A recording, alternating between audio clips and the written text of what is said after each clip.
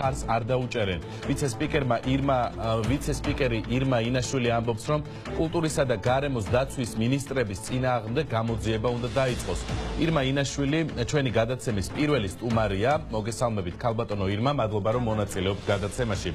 თქვენი პირველივე განცხადება სკანდალური აღმოჩნდა. ამბობთ, რომ ფრაქცია პატრიოტები არ დაუჭერენ მხარს პარლამენტში წარდგენილ მინისტრთა კაბინეტის ახალ შემადგენლობას. რატომ მიიღეთ ეს გადაწყვეტილება და კონკრეტულად ვისთან გაქვთ შეკითხვები? მე ვფიქრობ, არაფერი ამ პოზიციაში სკანდალური, ეს არის ჩვეულებრივი დემოკრატიული პროცესი.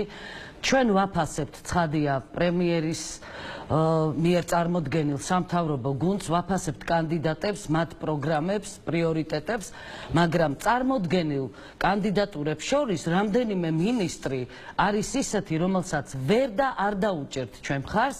კიდევ ერთხელ მინდა დავაკონკრეტო ეს სამინისტროები და მინისტრები, ეს გახლავთ ბატონი აგულაშვილი, გარემოს დაცვის მინისტრი, რომელთანაც პირდაპირი პრეტენზია გვაქვს საგარეჯოს არჩევნების გაყალბებაში მონაწილეობასთან დაკავშირებით, პირდაპირი პრეტენზია გვაქვს იმ განუკითხაობასთან დაკავშირებით, რაც ხეტყვის ჭრის კუთხით არსებობს და ამას მერე პოლიტიკური დივიდენდების მისაღებად იყენებს ხოლმე, პირადი პოლიტიკური კეთილდღეობისთვის იყენებს ბატონი აგულაშვილი. მე ვფიქრობ, რომ საგარეჯოს არჩევნების გაყალბება და საერთოდ არჩევნების გაყალბება ეს არის სისხლის სამართლის დანაშაული და ასეთ კანდიდატურას ჩვენ მხარს ვერ დაუჭერთ პირიქით. მან პასუხი უნდა აგოს ჩადენილი დანაშაულის გამო. გადავიდეთ კულტურის მინისტრზე, რომელიც კარგი იქნებოდა შეეცვალათ და წარმოედგინათ სხვა კანდიდატურა. უცნაური იცით რა არის და რაღაც რა ტენდენციას ვამჩნევთ ჩვენ, რომ მაინც და მაინც გიორგაძე უნდა ყოფილიყო წარმოდგენილი. კიდევ ერთხელ, მე არ მესმის, საქართველოში დაილია ის ხალხი, რომელსაც შეუძლია კულტურის სფეროს უხელმძღვანელოს და წარმართოს კულტურის სფეროში. ქალბატონო ირმა, აქვე ჩაგეკითხებით, მანამ სანამ გიორგაძეს საბოლოოდ დაასახელებდნენ ისევ კანდიდატად, იყო საუბარი, რომ თითქოს სხვა კანდიდატები სახელდებოდა, მაგალითად იგივე ია მაკაცარიანო. თქვენი აზრით იყო ამ ცვლილების ალბათობა და შემდეგ მაინც გიორგაძე დატოვეს თუ რა მოხდა? მე არ ვიცი რა მოხდა, ეს ჩემი პრეროგატივა არ არის. მე რო ვიყო ხელისუფლება, მე ვიცი რა მოხდებოდა. გიორგაძე იჯდებოდა ციხეში და არ იქნებოდა დასახელებული მინისტრობის კანდიდატად, მაგრამ საქმე იმაშია, ტენდენციას მინდა ყურადღება მივაქციოთ, რომ თითქოს აღარ არსებობს ქვეყანაში სხვა ხალხი გიორგაძეების გარდა, ქუმსიშვილების გარდა, რაღაცა შეუფუთავენ, შეუქმნიან რაღაცა გაუგებარ ბიოგრაფიას და ამ ბიოგრაფიიდან გამომდინარე ჩვენ უნდა ვირწმუნოთ, რომ აი ეს ხალხია მაინც და მაინც და სხვა აღარ არსებობს. მე ვფიქრობ, კულტურის სფეროში არაერთი ისეთი მოღვაწე გვყავს ჩვენ, რომელსაც თავისუფლად შეუძლია იყოს თავკაცი კულტურის სამინისტროსი, უხელმძღვანელოს ამ სამინისტროს და არ იყოს წარმოდგენილი ისეთი კანდიდატი, რომელმაც დაუშვა საყდრისის აფეთქება. გესმით რა მოხდა? საყდრისის აფეთქება ეს არის სისხლის სამართლის დანაშაული. პირდაპირ აქ ამ დანაშაულში მონაწილეობა მიღებული ბატონ გიორგაძეს, მან მოაწერა ხელი იმაზე, რომ დაშვებულიყო შემდეგ ეტაპზე უკვე საყდრისის საფეთქება და პასუხისმგებელი გიორგაძე, აბა ირმა ინაშვილს კი არ დაუნგრევია საყდრისი და ჩვენ ასეთ მინისტრს ხარს არ დაუჭერთ. ეხა მე ლაპარაკობდი და დღესაც ვისაუბრებ ქუმსიშვილზე. ქუმსიშვილთან მიმართებაში ეკონომიკურ ნაწილში რა შეკითხვებიც არის, ხვალ დავსვავთ ჩვენ, როცა ფრაქციის წარმომადგენლებს შეხვდება მთავრობა, კანდიდატები უпростоრად, მაგრამ მე სხვა პრეტენზია მაქვს ქუმსიშვილთან მიმართებაში, ის უკავშირდება ეგრეთ წოდებულ შავ პიარს. მე ვფიქრობ, რომ სწორედ ბატონი ქუმსიშვილი მონაწილეობდა ჩვენს წინააღმდეგ მიმართულ შავ კამპანიაში და როცა მე ამაზე ვლაპარაკობ, მე მაქვს ამისი თქმის უფლება, იმიტომ რომ მე ვარ ერთ-ერთი ის ადამიანი, რომლის წინააღმდეგ კოსმიური მასშტაბები მიიღო ამ შავმა პიარმა და ჩვენი გუნდის ლიდერების წინააღმდეგ და უნდა ითქვას, რომ ეს არის ძალიან სახიფათო ტენდენცია, რომელიც შეიჭრა თითქმის ყველა სფეროში და ანადგურებს ჩვენი ერის გამორჩეულ წარმომადგენლებს, როგორც ბიზნესში, ისე სამეცნიერო სფეროში, კულტურის სფეროში და განსაკუთრებულად პოლიტიკაში, გესმით?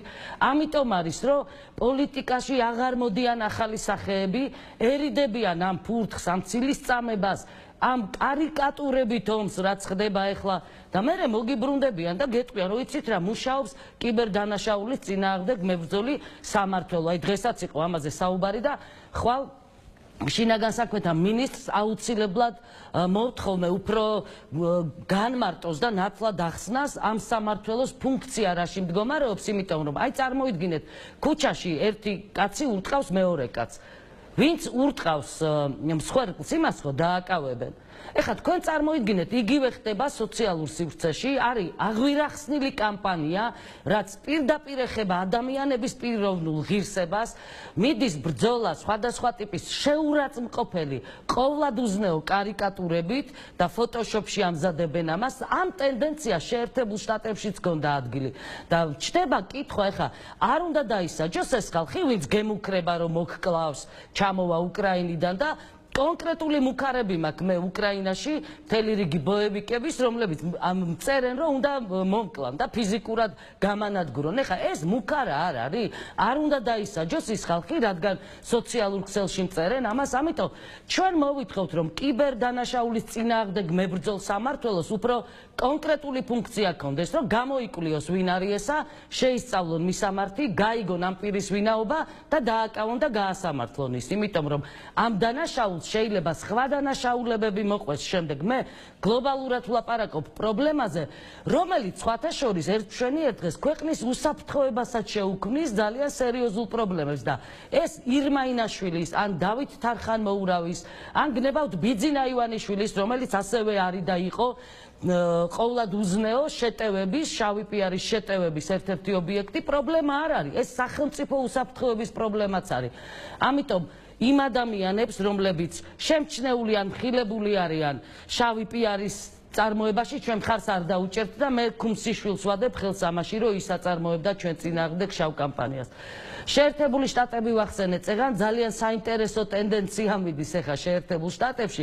ჩვენ ვიცით, რას უკეთებდნენ ტრამპს, რა კამპანია მიდიოდა მის წინააღმდეგ, იგივე დაცინვა, აბუჩა დაგდება, ერთის მხრივ ხვარი ლაპარაკი იმაზე გამოხატვის თავისუფლება, სიტყვის თავისუფლება. ჩვენ რა თქმა უნდა ამ ღირებულებებს არ ვეხებით, ვუფრთხილდებით. მაგრამ მე უბრალოდ არ მესმის, ამ ქვეყანაში მხოლოდ სექსუალური უმცირესობების უფლებებია დაცული და უნდა იყოს დაცული? ამ ქვეყანაში მარტო ის უნდა იყოს დაცული, ვისაც ერთსქესიანთა ქორწინების მხარდაჭერის გამოხატვა სურს და უნდა და უჭერს ერთსქესიანთა ქორწინებას მხარს? მე არც სექსუალური უმცირესობის ნაწილი ვარ.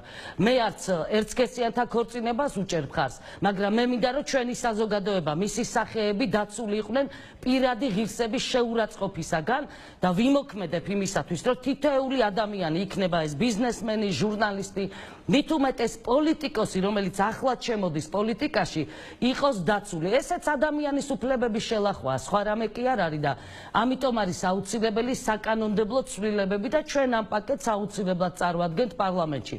შეერთებულ შტატებს დაუბრუნდები, კლინტონის ადმინისტრაციამ დახარჯა კოლოსალური სახსრები ტრამპის წინააღმდეგ და ჩვენ ვნახეთ რამდენიმე დღის წინ ამერიკის შეერთებული შტატების ახალი პრეზიდენტი შეხვდა მედიის წარმომადგენლებს, პრესას, ცალკე სხვათა შორის New York Times გადაუდო შეხვედრა და პირდაპირ ამხილა ისინი უსინდისო კამპანიის წარმოებაში მის წინააღმდეგ.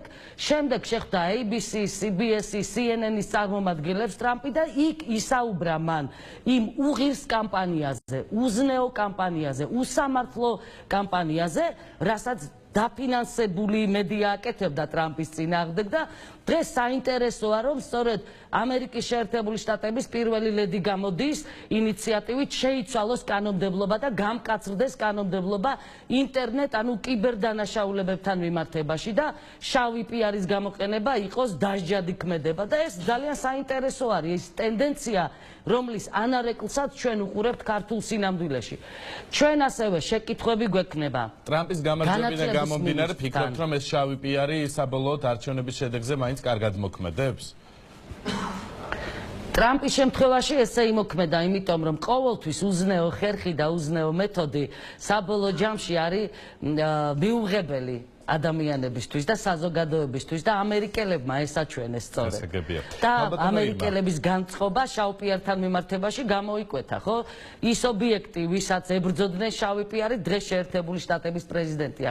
შეკითხვები გვექნება განათლების მინისტრთან მიმართებაშიც, რომელიც რატომღაც კომპლექს ხასიათის რევიზიით არის დაკავებული და არა იმითი, რომ განათლების ეროვნული კონცეფცია წარმოადგინოს. დღეს ჩვენი შვილების თაობა არის დაღუპვის პირას, იმიტომ რომ საქართველოს ისტორიაზე უკვე ეცინება ამ თაობას სკოლის მოსწავლეებს არ ჯერათ, რომ არსებობდა ერეკლე მეფე, არ იციან, რომ არის მემკვიდრეობითი უწყვეტი ხაზი ქართულ სამეფო დინასტიაში, მათ გონიათ, რომ გამოგონილი პერსონაჟია ცოტნე დადიანი და საერთოდ თბილისი ვინ დაარსა, ჩვენი ნახეთ გამოკითხვის შედეგები, ხო, ჟურნალისტებმა ჩაატარეს.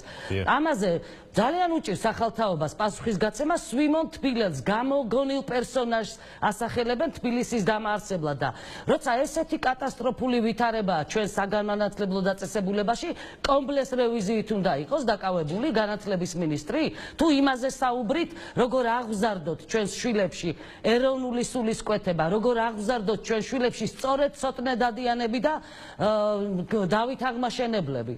შემდეგ არ მინდა ვიყო ცალმხრივი და არ მინდა იფიქროს ან ხელისუფლებამ, ან საზოგადოებამ, რომ მარტო ვლაპარაკობ იმ მინისტრებზე, რომლებსაც მხარს არ უჭერთ.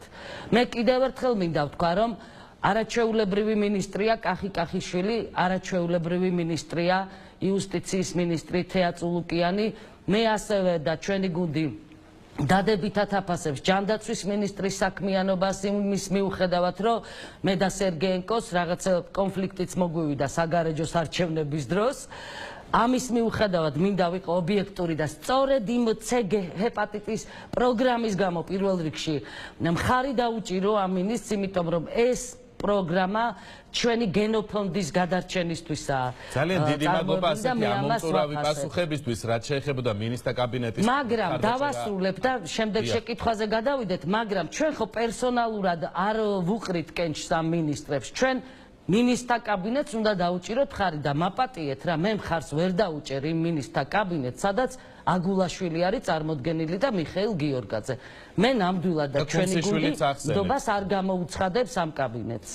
მადლობა. პარლამენტის თავდაცვისა და უშიშროების კომიტეტმა დღეს კენჭი თავმჯდომარის მოადგილის კანდიდატურებს უყარა, თუმცა ემზარკვიციანმა 5 ხმა მიიღო მხოლოდ. ანუ კომიტეტის სხდომა ირაკლი სესიაშვილმა დეპუტატებისადმი მიმართვით დაიწყო და უმრავლესობის წევრებს მოუწოდა მხარდაჭერა ირაკლი აბესაძისთვის გამოეცხადებინათ. რა სიტყვით ამ ყველაფერს როგორ აფასებთ თქვენ?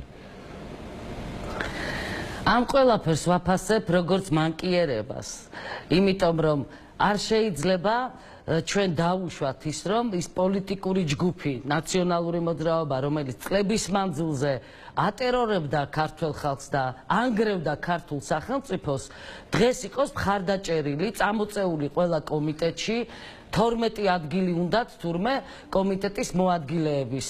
მე კითხვას ვსვამ, ეს კვოტები ვინ გასაზღვრა, რომ 12 მოადგილე უნდა ჰყავდეს ყველა 15 კომიტეტში ნაციონალურ მოძრაობას და თურმე პატრიოტ ალიანსს უნდა ჰყავდეს მხოლოდ 3 მოადგილე.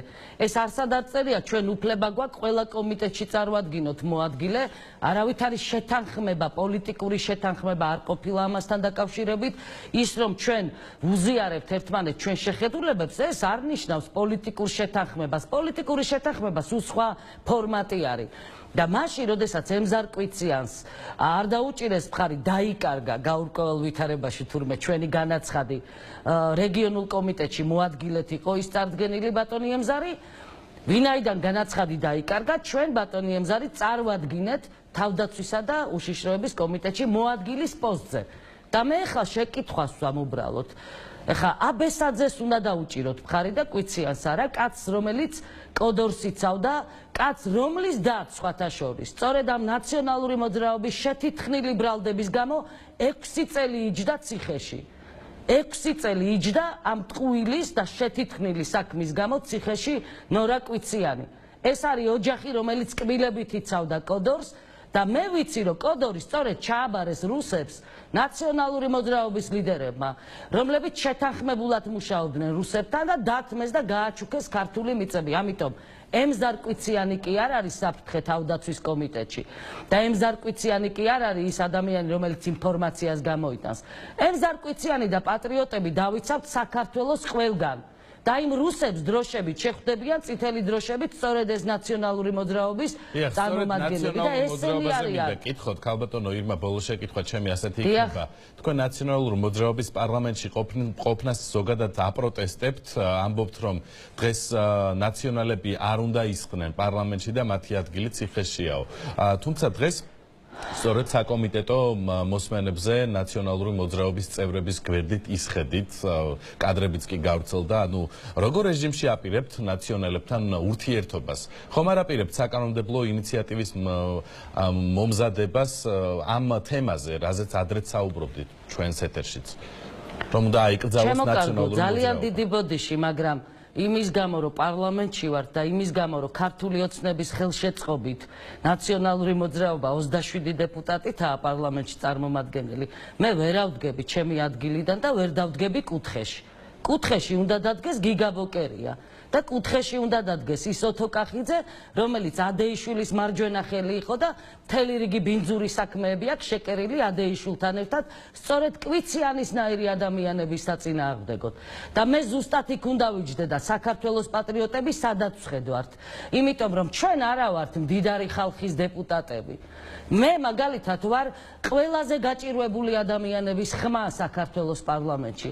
ჩვენთვის ხმა არ მიუცია ბიზნესმენებს, მილიარდელებს, მილიონერებს, ჩვენ ხმა მოგცა გაჭირვებულმა მოსახლეობამ და მე ვალდებული ვარ, რომ სწორედ ამ ადამიანების ინტერესი გავატარო საქართველოს პარლამენტში და სწორედ ის სათქმელი გავიტანო, რაც ამ ადამიანებს აწუხებთ და ხვალინდელ ფრაქციის შეხვედრაზე, რომელიც შედგება ჩვენსა და მთავრობას შორის, ჩვენ შევეცდებით, რომ სწორედ ქართველებისთვის, აი ყველაზე გაჭირვებული სოციალურად დაუცველი ფენებისთვის აქტუალური საკითხები წამოვწიოთ და დავსვათ ეს შეკითხვები და ეს თემები. ძალიან დიდი მადლობა რომ მიიღეთ გადაცემაში მონაწილეობა და გემშვიდობებით.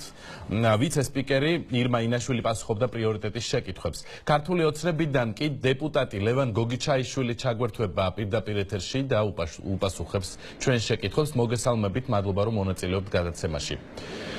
ბატონო ლევან, მადლობა მოწვევისთვის.